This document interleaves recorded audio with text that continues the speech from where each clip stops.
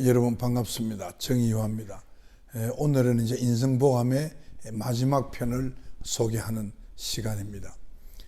우리 모두가 소중한 존재가 되는 길이 무엇이겠습니까? 그것은 나눔입니다.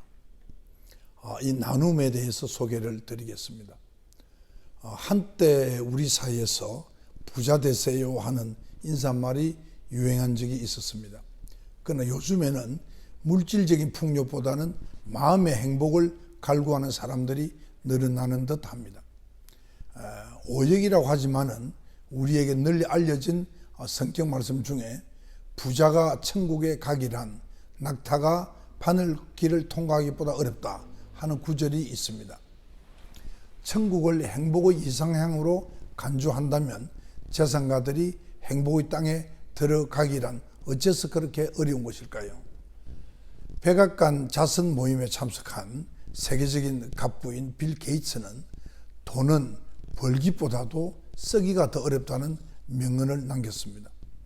물질적인 풍요를 정신적인 풍요로 인도하는 결정적인 행위가 바로 나눔이라는 것입니다. 그러한 취지에 공감한 게이트 재단에 큰 재산을 기부한 주식 투자의 귀재인 앨런 버핏도 내가 누린 초과분의 대가를 돌려드린다 라고 말해서 많은 사람들을 감동하게 했습니다. 알고 보면 열심히 벌어서 정성같이 산다라는 우리 속담과 크게 다를 바 없는 말들입니다. 이처럼 나눔을 통해서 행복해지는 길이 활짝 열려 있건만은 나눔은 여전히 자선의 수준을 크게 벗어나지 못하고 있습니다. 그 와중에 반가운 현상이 포착되고 있습니다. 그것은 보통 사람들 사이에서도 나눔의 정신이 시민의 덕목으로 차차 자리 잡아가고 있다는 점입니다. 치열한 사회 경쟁으로 삶이 날로 척박해지는 최근 상황에서 불평등을 평등으로 바꿀 수 있는 나눔은 모든 이들에게 부여된 사회적인 책무인 것입니다. 중국의 전략서인 소수에 보면 자신에게 후하되 남에게 인색한 자는 버림받게 된다, 그런 말이 있습니다.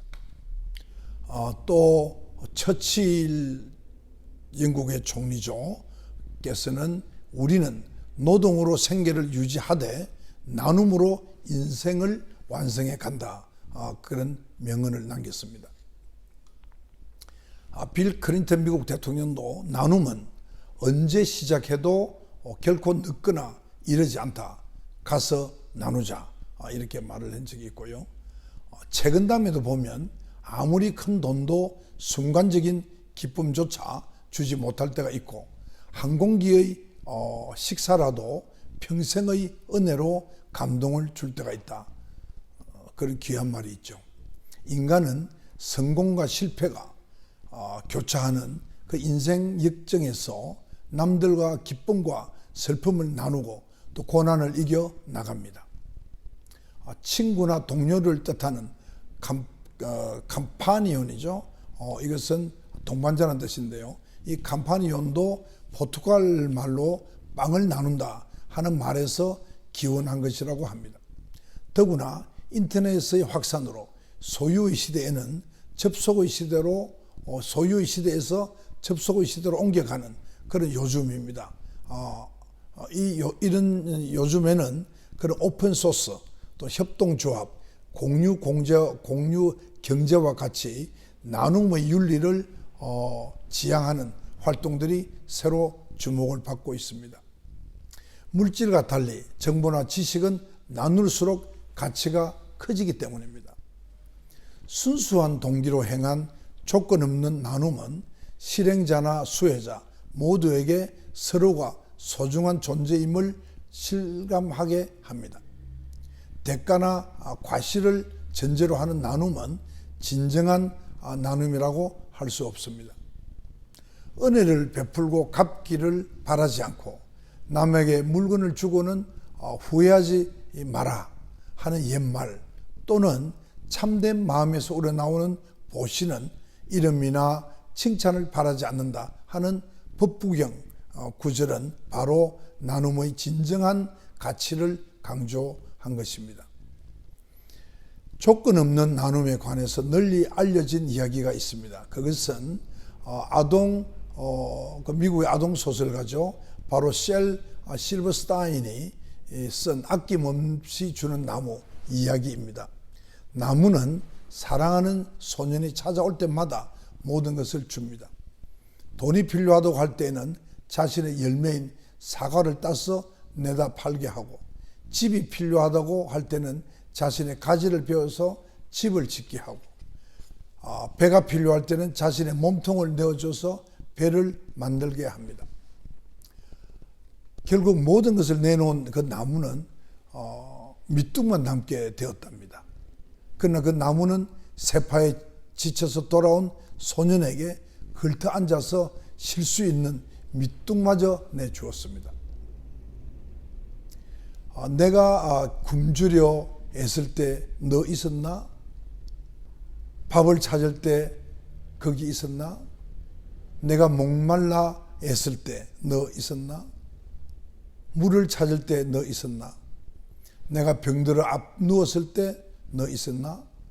돌봄 바랄 때 거기 있었나? 함께 나누는 기쁨과 슬픔, 함께 느끼는 희망과 공포. 이것은 우리나라 소설가 조세희씨의 클라인시의 병 중에서 따온 글입니다.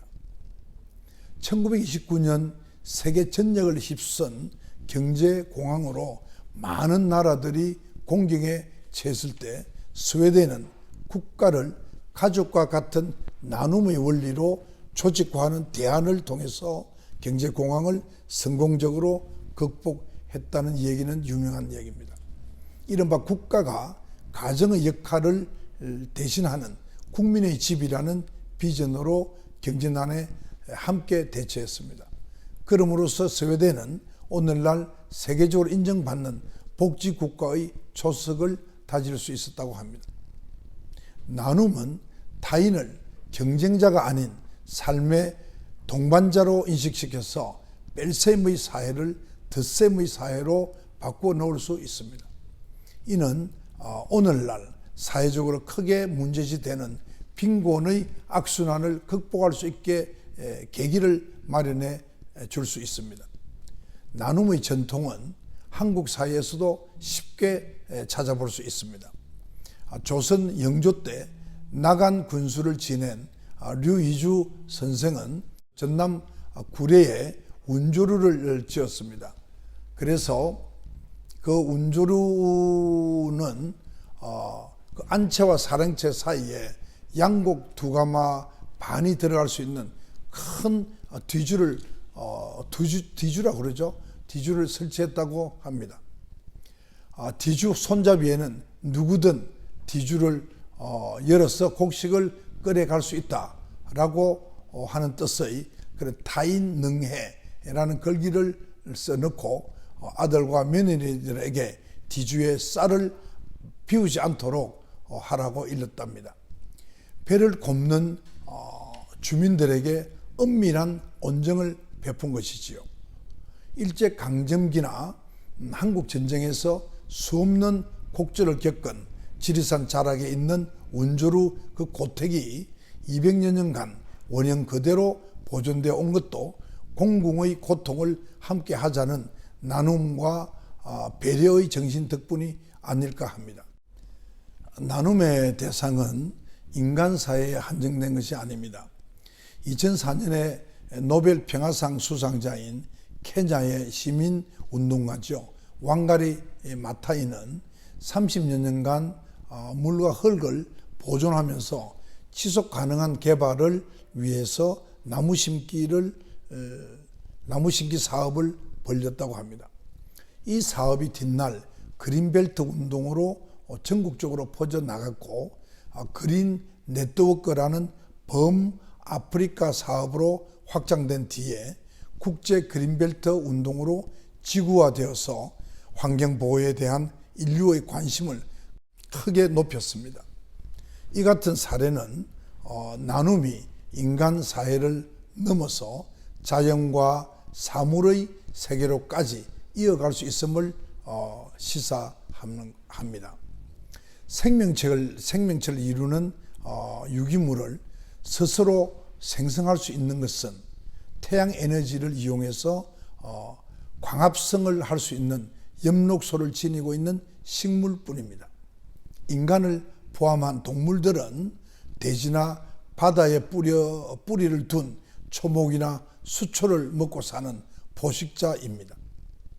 녹색 사상의 핵심은 바로 여기에 있습니다. 전기기구, 철도, 에너지 산업 등에 주력하던 제너럴 일렉트릭이 이코매지네이션, 그러니까 이콜로지 플러스 이매지네이션, 이걸 합쳐서 에코 이매지네이션이죠. 그러니까 에코매지네이션 이라는 친환경 산업 육성에 힘을 기울이고, 또 일본의 전자산업체인 산요가 가이아, 즉 대지의 여신이죠. 대지의 여신 가이아 경영 철학, 즉 다시 말해서 지구 전체가 하나의 생명체라는 그런 경영 철학을 제품 개발에 적용하려고 노력한 것도 바로 이런 까닭인 것입니다. 오랜 기간 자연 속에 살면서 삶의 편익을 위해 자연 환경을 착취해 온 우리 인류는 이제 나눔 운동을 인간 세계로부터 저 인간 밖 존재들까지 확장할 시점에 이르렀다고 봅니다. 씨앗이 나무가 되고 나무가 자라서 숲을 이루듯이 나눔의 씨앗이 세계 만방에 널리 퍼져서 성자의 사회가 모두를 위한 사회, 인간 중심의 세계가 상생의 세계로 바뀔 수 있도록 나눔을 위한 지혜와 열정과 힘을 모아야 할 때입니다. 이상입니다. 이 이상이 나눔에 대한 인생보감의 마지막 덕목입니다. 오늘로서 제가 이 소중한 나, 그리고 아름다운 우리, 함께 사는 사회, 그리고 조화로운 세상, 이 네 가지 파트의 각각 6가지의 덕목을 합쳐서 24가지의 인생 덕목을 함께 해 보았습니다. 저는 이 24가지 덕목을 가끔 저녁 식사하면서 들어봅니다. 그리고 그것을 느끼고 생각하고 또 익혀가고 있습니다. 저는 우리 많은 국민들이 아름다운 인생보감의 이야기를 듣고 생각하고 또 체화해 가기를 기원합니다. 여러분, 그동안에 경청해 주셔서 대단히 감사합니다.